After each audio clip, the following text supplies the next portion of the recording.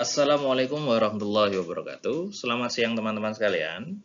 Jumpa lagi dengan saya. Kali ini kita akan melanjutkan apa yang sudah kita diskusikan minggu lalu terkait dengan aspek-aspek dalam mendesain bisnis. Pada minggu lalu kita sudah mendiskusikan terkait dengan value proposition, target audience, market analysis, revenue model, dan distribution channels ketika kita akan melaksanakan atau mendirikan sebuah bisnis. Seperti apa nilai tambah yang ditawarkan atau distingsi nilai yang ditawarkan kepada audiens atau customer ya. Kemudian siapakah target audiens atau target customernya, kemudian kita analisa pasarnya dan revenue model. Nah, pada kesempatan kali ini kita akan mendiskusikan terkait dengan resources and partnership, cost structure, customer relationship, community building, dan continuous improvement. Oke teman-teman, kita akan bahas satu persatu. Yang pertama adalah resources and partnership. Apa itu resources? Resources itu adalah sumber-sumber atau bahan-bahan yang bisa kita gunakan sebagai alat produksi atau alat berkomunikasi dari bisnis kita. Seperti funding ya, funding itu adalah keuangan kita, talent, pekerja, kemudian teknologi yang dibutuhkan. Jadi bisnis kita ini dealing with technology or not, kemudian bisnis kita itu berupa barang atau jasa, maka kita penting sekali untuk mengetahui yang namanya resources. Jadi apa saja yang dibutuhkan.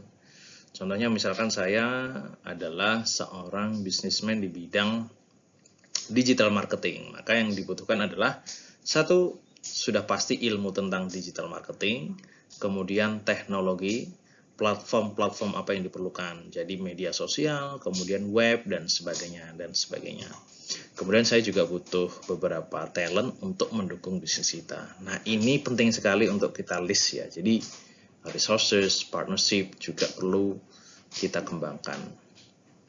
Nah, juga partnership-nya bagaimana nih? Seringkali kalian pasti sudah melihat di sosial media ada yang namanya istilah kolaborasi, ya kan, collab. Nah, collab itu adalah salah satu strategic partnership yang bisa enhance bisnis kita. Misalkan saya punya bisnis kursus bahasa Inggris untuk anak-anak, maka supaya distribution channelnya lebih jauh, maka saya coba berdiskusi atau bekerjasama dengan salah satu sekolah dasar yang terkenal di kota Solo misalkan, atau yang lain. Ini adalah bagian dari strategic partnership. Maka teman-teman mengetahui resources dan partnership, atau paling tidak kita mengira-ngira jenis resources apa saja yang dibutuhkan dan partnership yang seperti apa, ini juga akan menentukan suksesnya bisnis kita. Seperti itu. Nah, kemudian selanjutnya adalah cost structure. Setelah kita menemukan resources dan partnership-nya, maka yang perlu kita perhatikan ada cost structure. Jadi ada dua jenis cost structure. Yang pertama adalah fixed cost, yang kedua adalah variable cost. Ya, di sini belum saya tuliskan ya. Jadi fixed cost itu adalah kira-kira pembiayaan apa yang fix setiap bulannya yang harus ada. Contoh pembiayaan fix itu apa? Contoh, kita sewa tempat ya, sebulan sekali yang perlu membayar listrik, air, gaji karyawan. Kalau menyewa platform digital satu bulannya berapa? Nah, itu adalah fixed cost. Jadi kita perlu menentukan berapa fixed cost yang kita butuhkan selama 1 tahun ini atau 1 semester boleh. Contoh misalkan kayak digital marketing, kita kan perlu menyewa Canva Premium, CapCut Premium, kemudian berlangganan ya dan sebagainya. Itu juga perlu di list. Nah, ini bagian dari fixed structure. Belum lagi pembiayaan lain seperti gaji, pembayaran listrik, air, dan sebagainya. Nah, kemudian setelah kita tahu fixed cost dan variable cost-nya, langkah selanjutnya adalah bagaimana kita memanage expenses. Apa itu expenses? Keuangan ya. Jadi harus income dan outcome itu harus seimbang. Karena kita profit ya, paling tidak income-nya harus lebih besar. Kan seperti itu. Ide guys ya. Jadi cost structure, ini penting sekali. Nah, pertanyaannya adalah gimana caranya kita bisa mendapatkan cost. Nah, itu nanti kita bisa mempelajarinya, akan kita bahas di satu pertemuan khusus terkait dengan bagaimana kita mendapatkan modal pendanaan. Modal ini bisa berupa hibah, atau kita bisa mengajukan pinjaman ke bank dan sebagainya. Nah, kita akan bahas satu persatu. Selanjutnya, customer relationship. Nah, ini juga penting ya, bagaimana kita membangun komunikasi dengan customer. Jadi diusahakan kita harus berbaik hati kepada customer kita. Jangan sampai kita mengecewakan customer. Karena sometimes kalau kalian jualan produknya itu kurang oke, tapi treatment kita terhadap customer itu oke, terkadang mereka itu berpikir berkali-kali, oh aku beli di sini besok kalau ada kebutuhan aku belinya di sini. Nah, ini saya alami ketika saya beli ya katakanlah kita beli di warung angkringan ya. Nah, kemarin saya habis mengalami nih, warung angkringannya enak, makanannya enak, tapi penjualnya itu agak judes, kurang ramah. Nah, itu user experience-nya akan mempengaruhi, di sana kurang ramah, kurang memeluk jiwa. Jadi ya udah, besok saya cari angkringan yang lain lah, toh harganya juga sama. Nah, ini juga menjadi bagian dari services.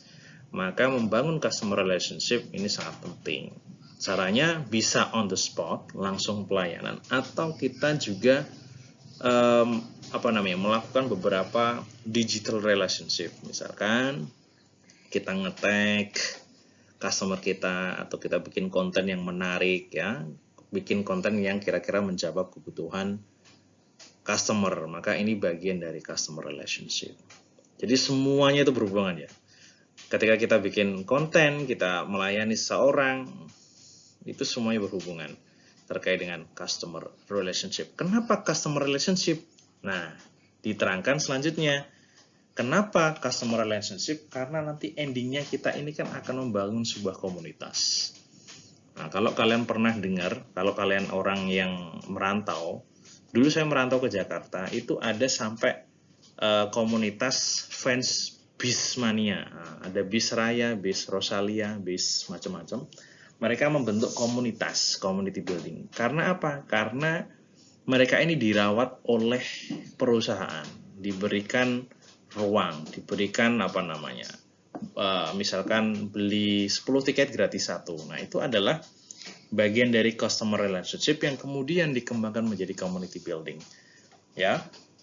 Nah, kenapa community building ini penting? Karena community building ini menjadi sebuah teknik marketing yang lebih advance. Tidak lagi kita mempropaganda orang baru, tetapi sudah ada tim, yakni customer kita sendiri yang membentuk sebuah komunitas. Nah, ini kan malah membantu pemasaran kita kan.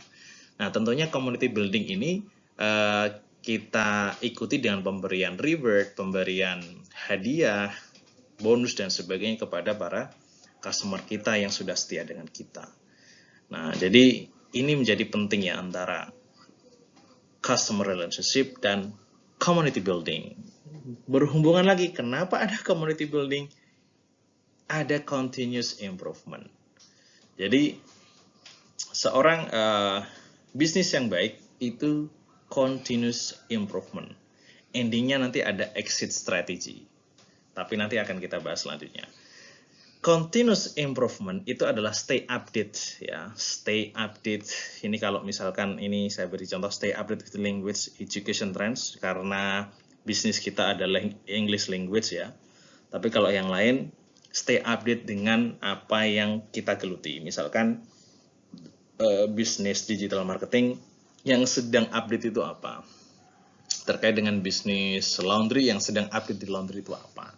Entah itu sistem pembayarannya, entah itu sistem penjemputan ke customer ya. Jadi kan kita jualan tidak hanya stay gitu ya, kemudian customer datang, tapi kita juga perlu jemput bola. Nah, itu adalah continuous improvement. Selain itu pula, membangun komunitas, kemudian membangun customer relationship itu juga bagian dari continuous improvement. Karena apa? Karena Bisnis yang baik adalah yang senantiasa berkembang, berjalan, naik ya. Kalau kalian tahu soto aja itu, ada soto Bu Giem, ada soto Bu Fatimah, itu kan dulunya satu warung di Boyolali. Dia continuous improvement, membangun customer relationship, membangun community building, akhirnya apa? Dari komunitas-komunitas itu ada yang berminat membuka cabang-cabang. Nah, ini yang menjadi continuous improvement dari bisnis yang sangat bermanfaat bagi pengembangan bisnis kita. Jadi itu teman-teman untuk pembahasan pada kali ini kita membahas terkait dengan resources dan partnership, cost structure, customer relationship, dan continuous improvement. Mudah-mudahan kelima hal ini bermanfaat di dalam aspek membangun bisnis. Oke, itulah tadi aspek ya. Jadi aspek ke-6 sampai ke-10 dalam membangun bisnis. Kita akan lanjutkan aspek ke-11 hingga 17 pada part ketiga. Nah, jadi mudah-mudahan ini bermanfaat, dan sebagai tugas untuk kalian, saya minta untuk kalian menyusun sebuah analisa terkait dengan resources bisnis Anda, kemudian cost structure bisnis Anda, terus customer relationship, bagaimana kalian bisa membangun relationship kepada customer, kemudian bagaimana kalian membangun komunitas, dan bagaimana kalian membangun continuous improvement. Jadi bayangkanlah kalian adalah seorang calon pengusaha atau membuat bisnis baru, tolong dibuat resources, cost structure, customer relationship, community building, dan continuous improvement. Jadi jenis bisnisnya seperti yang kalian kerjakan minggu lalu. Minggu lalu kan saya minta untuk memikirkan sebuah bisnis dan dilanjutkan pada tugas kedua ini. Kemudian nanti kalau sudah selesai, kalian submit ke weekly task. Weekly task 3 ya kalau nggak salah, di Google Drive. Oke, saya kira itu. Terima kasih. Semoga bermanfaat. Jika ada pertanyaan bisa kalian tanyakan di kolom komentar di bawah. Thank you. Assalamualaikum warahmatullahi wabarakatuh.